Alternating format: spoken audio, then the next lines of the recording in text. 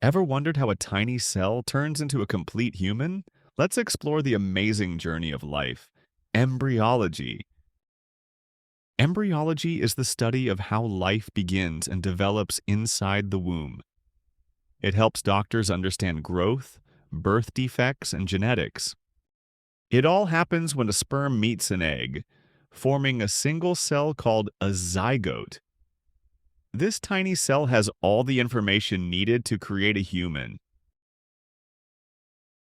This zygote starts dividing rapidly, becoming a ball of cells called a blastocyst. This will soon attach to the uterus to grow further. Next, three important layers form.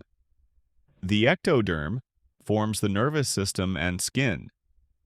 The mesoderm forms muscle and bone systems.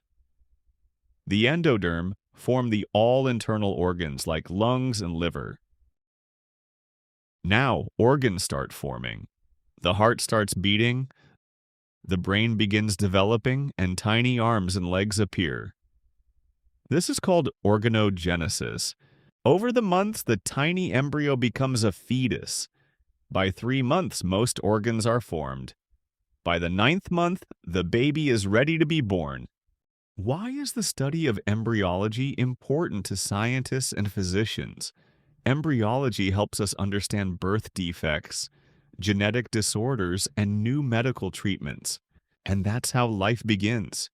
From one cell to a baby, embryology is the story of life itself. Keep learning and stay curious. Join us today and take the first step towards success.